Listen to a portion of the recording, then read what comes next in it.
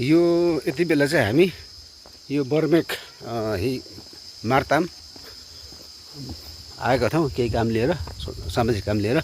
अब यहाँदेखि हामीले सुनेको छौँ यहाँ एउटा तल एउटा गुफा, यो चाहिँ हामी त्यो गुफालाई अवलोकन गर्न गइरहेका छौँ। माथि हाम्रो साथी यहाँ माथि बात गर्दै हुनुहुन्छ। एन सर, हामी कहाँ जाँदैछौँ? हामी गुफा भन्छौँ यहाँनिर। खै उहिले अब राम्रो इतिहास याद नभए पनि उहिले हाम्रो के कसो भयो, लिम्बूको राजा लिम्बूको राजा अल्पिनु भएको है, अल्पेको या त त्यहाँनिर त्यहाँ पुऱ्याएर चाहिँ मारेको भन्ने कथाहरू छ। अब हामी त्यही नै गएर बुझ्नेछौँ है। इतिहास त्यति अब उयो भएन तर पनि अब त्यहीँ गएर बुझ्ने कोसिस गर्नेछौँ। हजुर,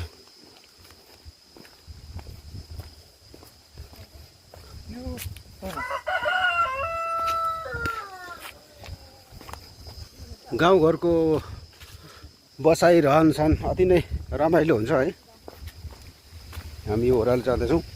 यहाँ हाम्रो निसार हुनुहुन्छ, हाम्रो ज्याक सर।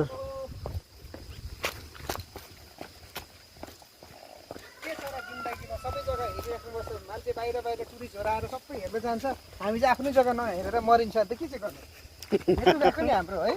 आज हेरि आज सर हाम्रो अहिले नयाँ 5 जनाको पनि आउँछ तल, अगाडि गइसक्नु भएको छ उहाँहरू, हाम्रो नयाँ साथीहरूको। निकै हलोसँगै भयो। यहाँ गोरु रहेछ कि अहिले सुतिरहेको रहेछ गोरु चाहिँ।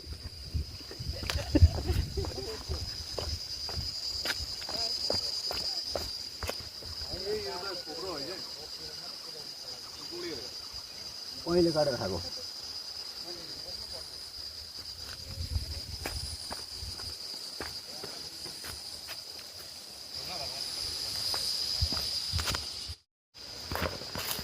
अब हामी दाहिने मुडेर श्रीजङ्गा वाटरफल्स अनि त्यो केप गुफातर्फ हामी लाग्यौँ। अब यहाँबाट 1300 केही पर छ भन्ने जानकारी पाएका छौँ।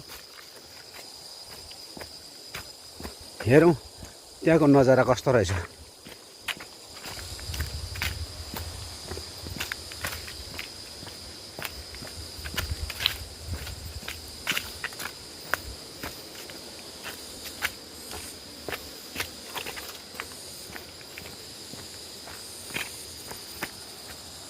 यहाँदेखि तल खोला दिएपछि यो कलेज खोलाको फेदैमा रहेछ।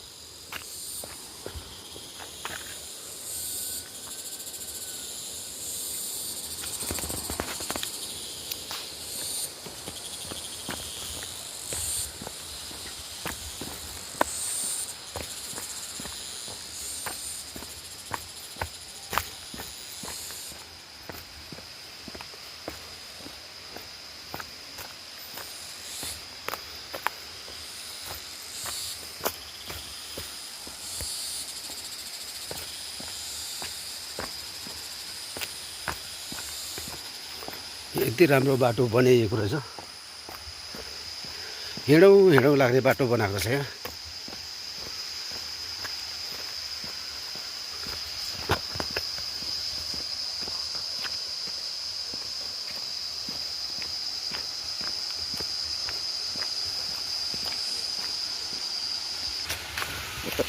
हामी फल्सको फेदमा आइसकेका छौँ।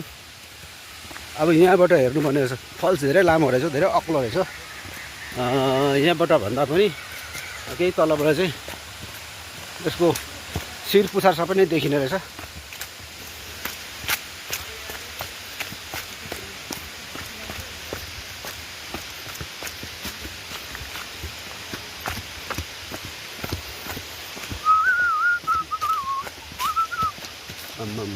दामी दामी दामी।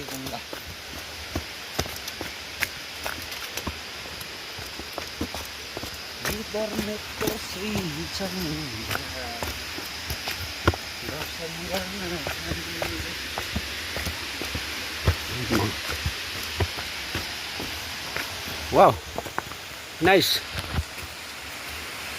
यति अग्लो फल्स छ यो। अझै म अलिक तलबाट देखाउने कोसिस गरेँ है त।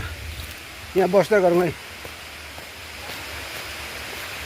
यति दामी रहेछ यो फल्स, हेर्नुहोस् त के अग्लो छ। लगभग यो 150 फिट समथिङ होला यसको हाइट। के दामी फल्स छ यो। सो प्राकृतिक सुन्दरता है, सौन्दर्यता अवलोकन गर्न पाउनु पनि ठुलो भाग्यको कुरो हो।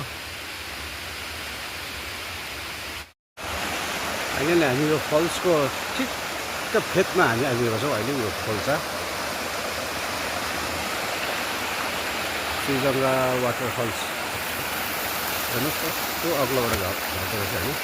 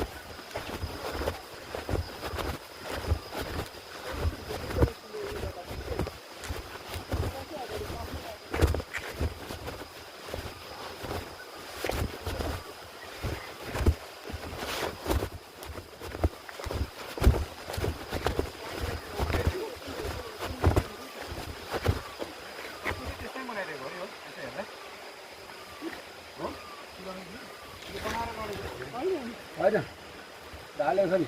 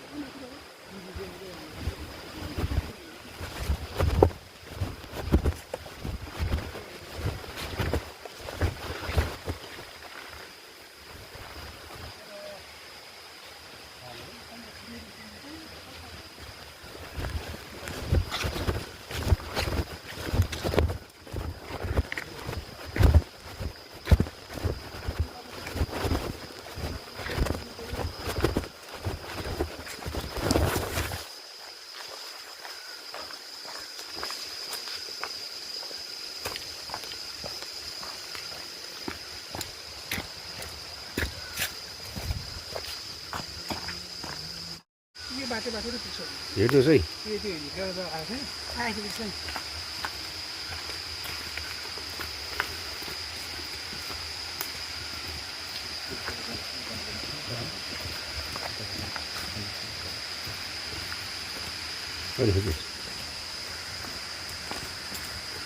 हामी जाँदैछौँ श्रीगङ्गा जहाँनिर चाहिँ एउटा गुफा छ भनेर सुनेको छ। त्यो गुफाको अवलोकन गर्न हामी गइरहेको छौँ है। हामी त्यहाँ पुगेर तपाईँलाई देखाउने छ गुफा।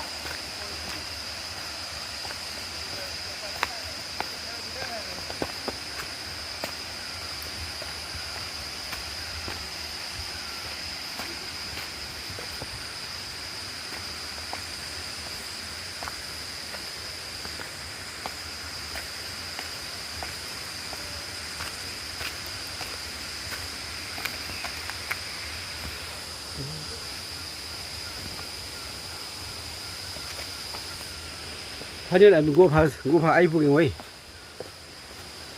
यहाँ हाम्रो लिम्बू जातिको एउटा धरोहर भनौँ, यहाँ राजा लुकेको बसेको भन्ने एउटा भनाइरहेको कारणले गर्दाखेरि यहाँ पनि यो एकदम बाटो पनि सजिलो रहेछ, रोडदेखि धेरै टाढो पनि होइन रहेछ है। यो एकदम गुफा रहेछ, यहाँ पूजा गर्ने जग्गाहरू यहाँ देखिरहेको छ र यो ठाउँहरूलाई पनि हामीले अवलोकन गर्नुपर्ने अनि यसलाई पनि प्रचार प्रसारमा चाहिँ ल्याउनु पर्ने जरुरी चाहिँ मैले देखेको छु है। यसमा अगाडि जानुहोस् न, कस्तो नलाग्दो नि। यहाँ राजाको यो पूजा स्थल रहेछ है, पवित्र स्थल। यहाँ राजाको पूजा गर्ने जग्गा छ यो। र अहिले पनि यहाँ भक्तजनहरूले पूजा अर्चना गर्ने गर्दो रहेछ भन्ने कुरो यो कुराले हामीलाई बुझेको छौँ है। यो जुन चाहिँ दियो पनि यो ढुङ्गाको रहेछ, ढुङ्गाको खोपेको रहेछ नि हो।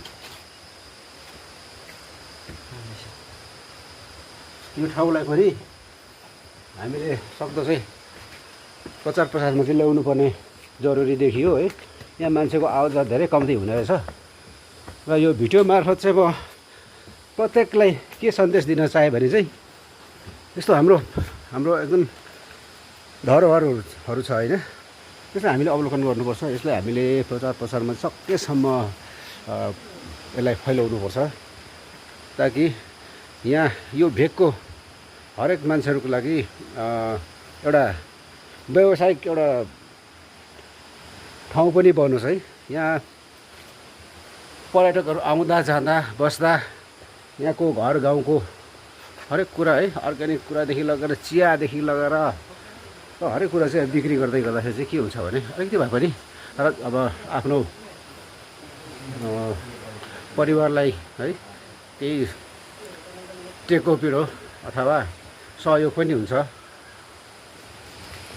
तपाईँहरू कृपा गरेर आउनु होला यो ठाउँमा, एकदम सुन्दर ठाउँ छ। किनकि धेरै गहिरो खोल्साहरू पनि देखिएको छ।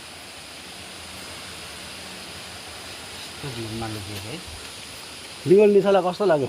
हजुर मलाई एकदमै यो ठाउँ कहिले आएको थिएन है? लाग्यो, कहिले पनि आएको थिएन हो।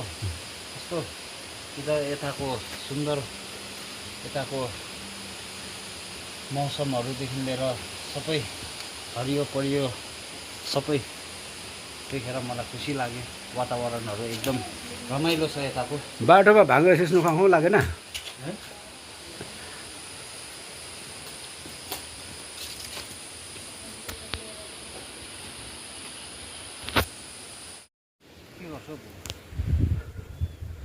हामी चाहिँ गुफा पुगेर फेरि फर्क्यौँ है। अब चाहिँ जाँदा धेरै सजिलो भएको थियो, आउँदा निकै अक्कालो ठाडो उकालो।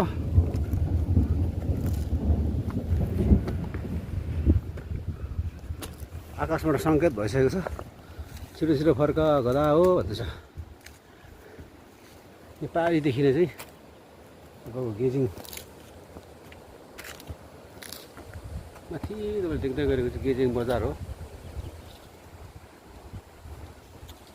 गेजिङ बजार यता लाङगाङ भएर सबै पारीको नजारा पनि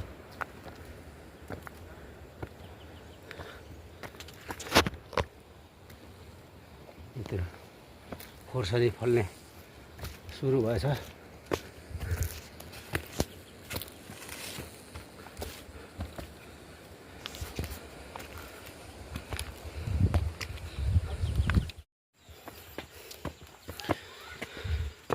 हामी अब पुगेर पनि बाटो ठिक हाम्रो गन्तव्यसम्म हामी आइपुगेका छौँ र जतिजनाले पनि यो भिडियोलाई सुरुदेखि अन्तसम्म हेरिदिनु भयो है, तपाईँहरूलाई पनि मुरी धन्यवाद। फेरि अर्को भिडियोमा भेट्नेछौँ।